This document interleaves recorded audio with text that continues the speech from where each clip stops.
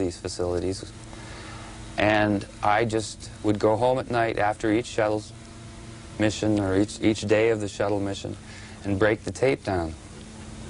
And I just found myself in the unique position of having the means to do it.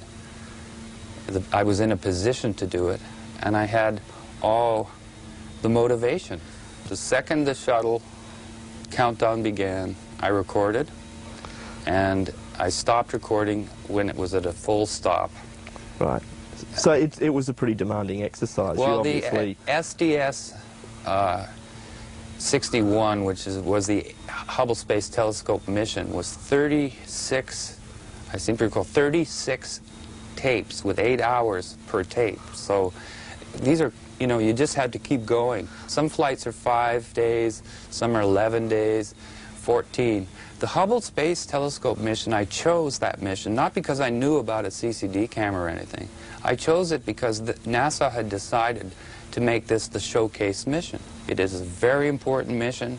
The Hubble Space Telescope is the very most delicate and important thing, and these gentlemen were going to spacewalk for 7 days and fix it. So right. It was even interesting for me to just watch them work in this environment. And from the very first moment, the first download came, I found our spherical phenomena. Did you set out to try and find the phenomena, or did it start off as a sort of self-education exercise in watching the mission footage? It was everything. It was a self-education thing. It was a curiosity of why no one from the year 1991 till 1994 had bothered to look at any other footage. And I was quite naive and wasn't aware it was all being downloaded because I'd bought into the popular culture or the urban myth that they were scrambling it and it wasn't available since '48. I've been an editor for 25 years as well as everything else. And I spend an awful lot of my day looking at videotape at amazingly fast speeds, reviewing people's programs for critique reasons and things. Sure. My eyes are trained, and I kept seeing something. So when I started breaking the frames down, I found you still couldn't find it. You'd go from this frame to this frame, and there'd be a quick movement.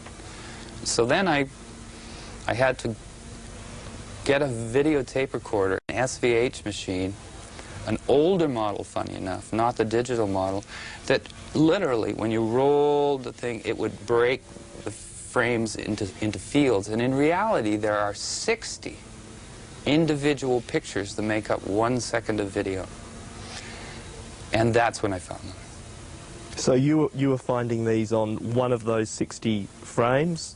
I found, in fact, the first one I found, I only found one. Right. And then I thought, well, I should be able to, if this is real, I should be able to do it again. And then I found 2. And it just went from there. What should we really be seeing? How did you know that we were looking at something that shouldn't be there, that was unusual? I mean... Well, the first thing is that in my career, usually in 1 second of video, no movement happens. You can look at 60 frames and, you know, the way the movement goes, not very much happens. It's not like those flip things where the little Sure. thing moves when you flip the pages. Literally in 60 of those, nothing happens. Something was happening literally between 1/30th of a second and 1/30th of a second, because there's 30 frames per second. So it was just sort of a, let's look at this. And when I found it was in a scan field, and then the way it works is it scans and scans very fast. But the phenomena seemed to have disappeared by the second scan. So it was moving very fast? Very fast. So being a manager and being in charge of a television station, part of my staff is a technical staff. So I started consulting our technicians on to destroy my discovery. I wanted them to tell me that they could You wanted be to hoaxed. critique it as heavily as you could. I wanted them to tell me this somebody could fake this. You can't. Then I took the sample to make a long story short, eventually made it up to the scientific community and to a think tank and a behavioral lab and physicists and astrophysicists. And they kind of, you know, just they just humored me at the start. By the end of our meetings, they had their hands on the control. They were running up to the screen, and they were holding meetings.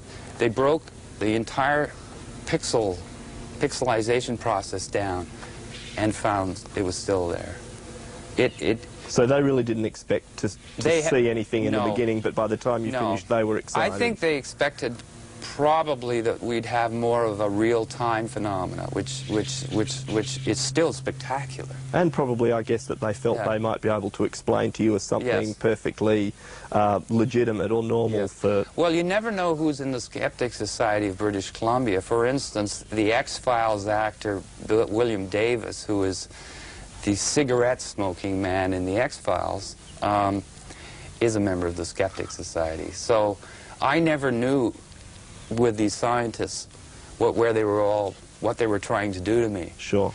But the amazing thing about this other phenomena, the one that's virtually, I would say it's invisible, although it isn't once you see it, you begin to see it all the time, is it blew their minds. It blew their minds. Did they offer any explanation for what they thought it might be, or are they as baffled? There's a professor at Simon Fraser, Professor Weinberg, who literally said it had to be it had to be actually there, doing exactly what it was, but he could not. He said we would have to go right to NASA, and eventually we had a lecture at the planetarium here in Vancouver by one of the Hubble poobahs, the chief Hubble designers, engineers. That must have been a great opportunity. It was a great opportunity, and what was interesting is when we showed him the spherical shapes on video clips, on video stills, he was comfortable, which meant, he could throw the ice crystal theory, because it was a very small sample at that point. It was only the first time I'd ever done it. At that point, he confirmed that what you were showing him were ice crystals, or...? No, he just thought that was basically...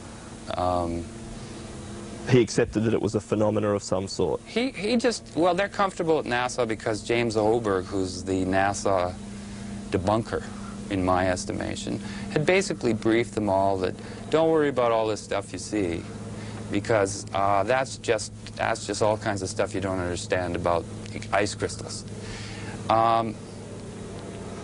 So he didn't have any, it was the Hubble fellow at the planetarium after the lecture with the head of the planetarium.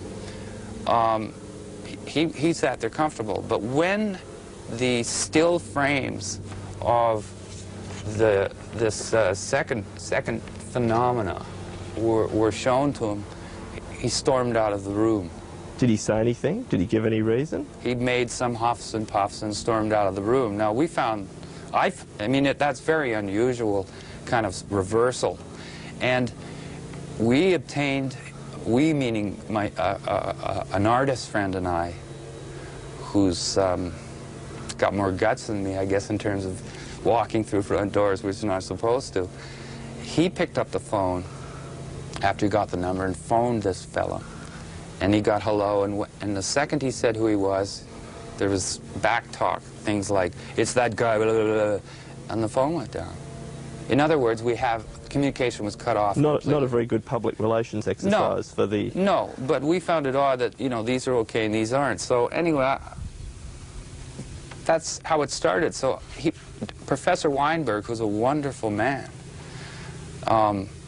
said to me something he's never said to anybody before. He actually sat down, sort of rolled his hands through his head and whatever hair he had, and said, I believe there are things out there, and it's just a matter of an et cetera, et cetera. Well, my friend, my partner, could not believe. He knows this gentleman, has worked through the Canadian Space Agency with him.